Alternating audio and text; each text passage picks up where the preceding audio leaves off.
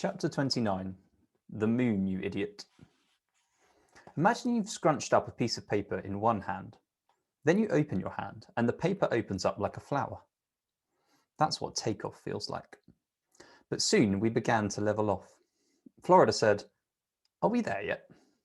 Then Max said, "Are we there yet?" And soon they were all saying, "Are we there yet? Are we there yet?" I tried to shush them in case there was an important message from Drax Control.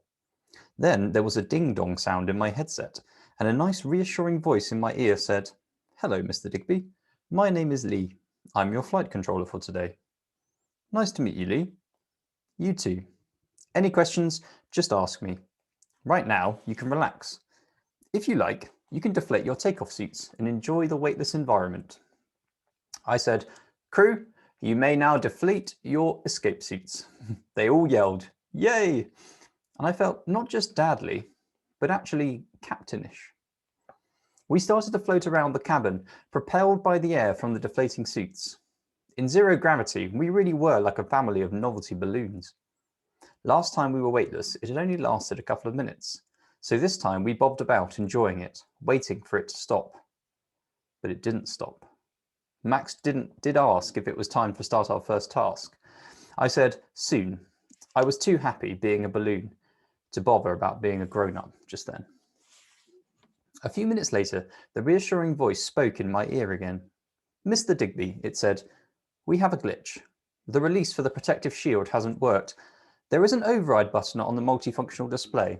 It's a black button in the top right-hand corner. Can you see it?" I could. "If you could press that when I tell you." This was completely cosmic. Something had gone wrong and I was putting it right. I didn't mention it to the others. I didn't want to panic them. The voice said, "Now." I pressed the button. There was a sound like a door shutting somewhere far away. The capsule rocked a little bit. And then everything went bright. Our protective outer panels had blown away.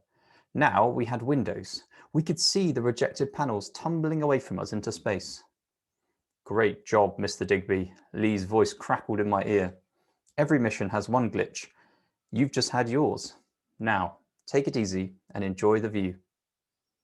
The view, by the way, was Earth. Not all of it to start with. Less than a quarter of it. We were still so close that that quarter filled up the window. Because we were high up, I thought we'd be looking down, but really it felt more like looking up. And all we could see was blue. It was completely the bluest ever blue, except for bands of cloud and veins of green on the surface of the sea. We were looking at the southern Pacific. Max was thrilled by the rejected safety panels. "Look at them go," he yelled. "They're like torpedoes." I said, "I did that." "What?" "When Drax Control tried it, it didn't work. I had to press a special button." "Did you really?" said Florida, adding, "Dad." "Next time," growled Max, "it's my turn." "No," said Hassan, "next time it's my turn." In their heads, we were an X-Wing fighter, and the Earth was the Death Star. In all our heads, the whole thing was so cosmic, it had to be a game.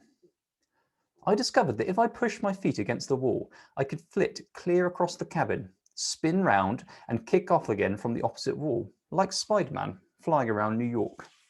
Then Florida popped up in front of me, making a buzzing sound with her mouth and miming a few passes with an imaginary lightsaber. Looking back on it, I should have focused more on being dadly at this point, because that's when Drax Control came on, asking for us to move on to our task. "You have a 2-minute window to complete the task. Please commence now." All we had to do was press the right buttons in the right order, then we'd be set for the trip home.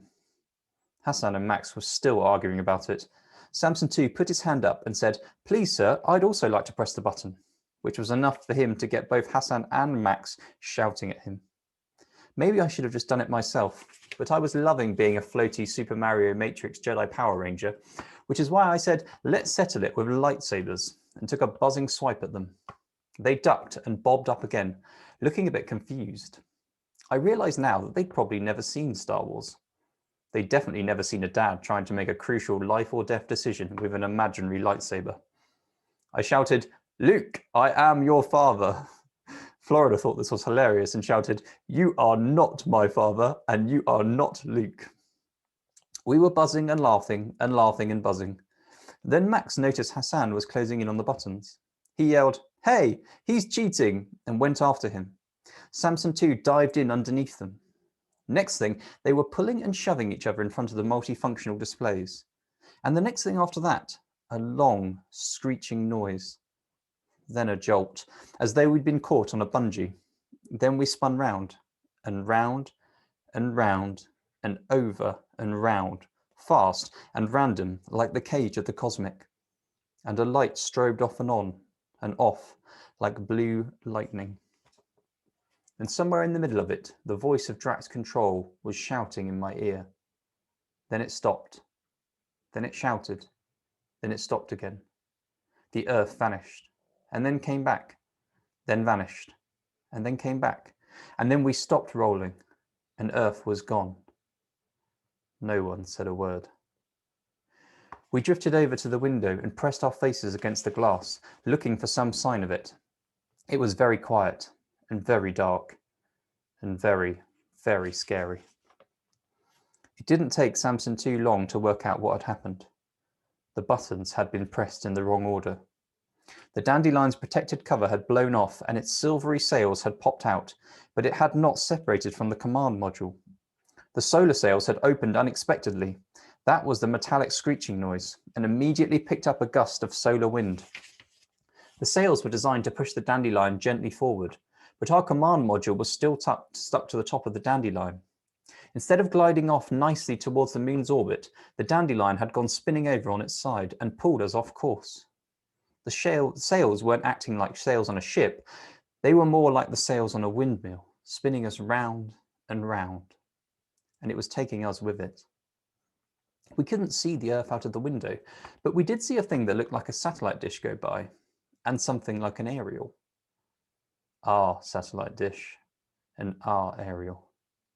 Which is when I realized I couldn't hear Drax Control in my earpiece anymore. All our communication equipment had snapped off. They all started yelling and blaming each other and pushing and shoving. Pushing and shoving under weightless conditions is more long-winded than it is on Earth. You push someone and it takes them a few minutes to get back to you with a shove. I was going to join in when I noticed a message window flashing up on the monitor. A message. Maybe we'd be all right after all. The message was permanent fatal errors.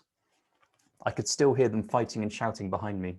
I was going to yell too, something like, "We are now completely doomed and it's totally all your fault." But when I turned to face them, they were all looking at me. Like I would know something. Like I would know what to do. Like I was their dad. Like the end would never come as long as I was there. "Is there a message?" said Samson too. "Yes."